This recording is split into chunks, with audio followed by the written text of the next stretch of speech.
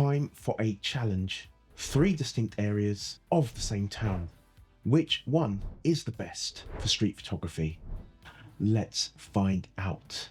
Right, this is going to be a creative one and lots of fun. Each of these cracking areas offers a distinct slice of Folkestone's eclectic awesomeness. First up is the Harbour Arm, where history meets a trendy contemporary vibe. Then there's the Stade, with its timeless maritime traditions. And finally, the Old Town with the Old High Street, a blend of ancient architecture, colourful shops, cafes, and a buzzing creative energy. Come along with me on this triple journey as I hit each of them with my camera, and with a dash of mild seascape photography thrown in for good measure. And stick around to find out which one I think comes out on top. Now, why is this challenge good for you as a photographer? Shooting in different areas forces you to adapt. Some are quiet, some are busy, and each comes with its own challenges. Taking on this challenge will certainly drive your creativity to its limits. As I go through each spot, there will be some insights and tips on my shots. Let's get started.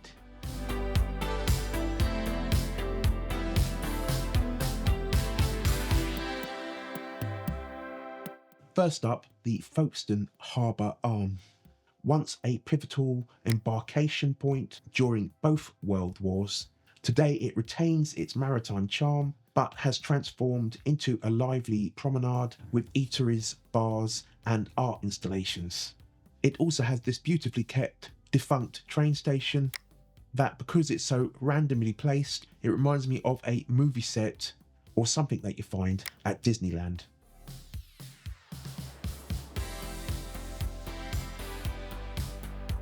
As I headed down the Harbour Arm, which is directly on the sea, you can see that the upper wall and the raised walkway makes a fantastic geometric leading line, with the lighthouse working as a focal point in the background of the composition, with some subtle light and shadow highlighting the stonework. I get unreasonably excited when I head up some stairs without knowing what's at the top. So discovering this beautifully textured lighthouse was basically the architectural equivalent of a plot twist. The light and shadow in this shot bring out the texture of the stonework on the lighthouse. I tried adding context by placing the lighthouse on the edge of the frame, letting the seascape dominate the composition.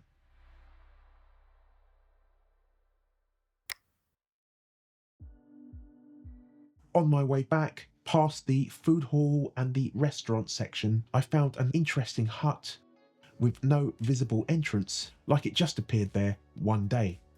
Notice it's all about colour and placement. I like to keep things simple, and the rule of thirds will never let you down. Hello, rule of thirds, my old friend. I've come to use you once again. Who sung that? Ban him from my channel.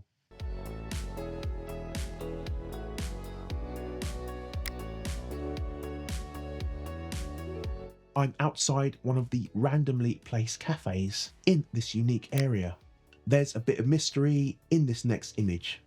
You can't fully see the subject's face, but you can catch just enough. There's also a glimpse of a book or something that the subject is holding, which adds a storytelling element to this shot. Now, this disused train station really blew me away with its design. As I headed back the way I came, thank goodness for the light, because I don't think any of these shots would have worked without it.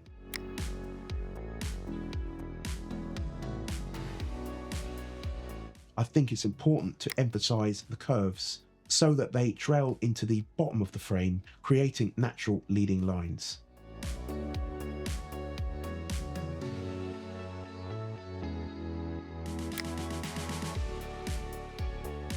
Just a quick one. If you haven't already, please give this video a like and subscribe. It really helps me and this channel. Also, please sign up for my newsletter for a free settings sheet and discounts in my store. You can also check out my presets, which are used in all of the photos that you can see here today. I always appreciate it.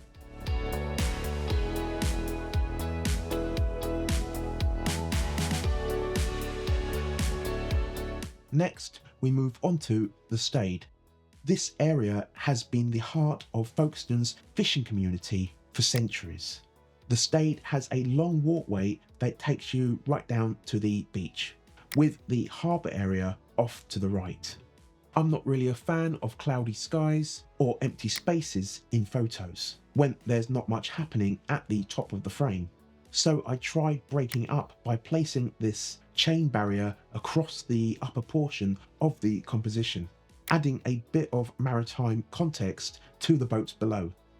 For those who are wondering, on the challenge I shot in aperture priority with various apertures throughout the day, auto ISO 100 to 3200 and a minimum shutter speed of 1/250th of a second, not forgetting to use exposure compensation for any bright areas. As I reached the beach area, I came across this awesome statue called the Angel.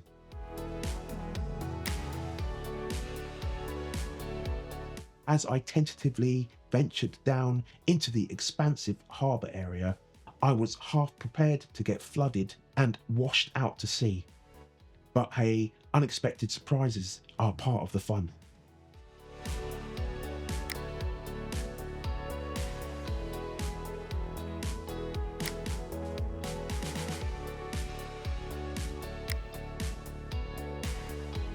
I kind of fell in love with this little hut. If I could live in there, I think my life would work out for the better.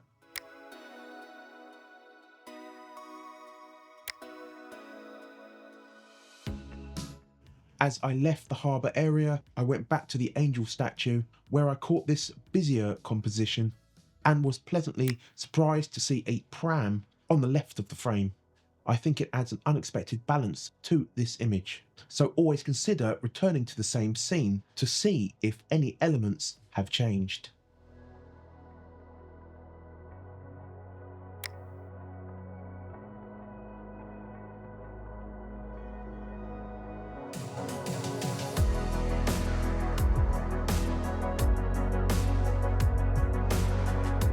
Our final destination is the Old High Street area, including the Old High Street and a few nearby roads.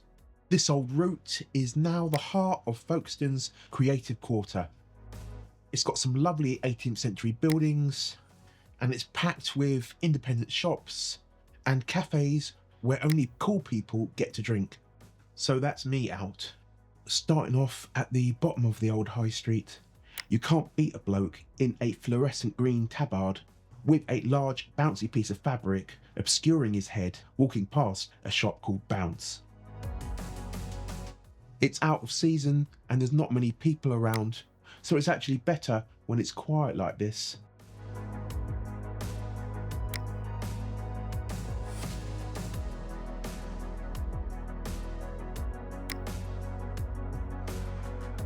I've noticed that when you hang around a subject for a little while, you can start to capture little stories, like someone waiting for their coffee. Just above the High Street on Rendezvous Street, this is definitely one of my favourite shots of the day, especially with the light going on here, so I used the fishing technique and waited quite a while for an interesting subject to walk into frame.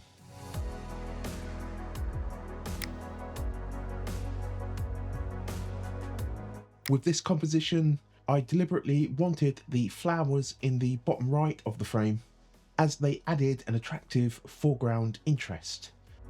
And just up from here, you have St Mary and St Eanswife Church.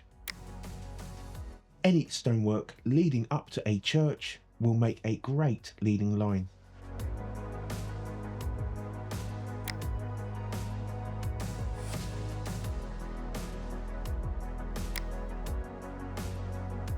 The bolder the clothing that the subject wears, the more they'll stand out in your photos.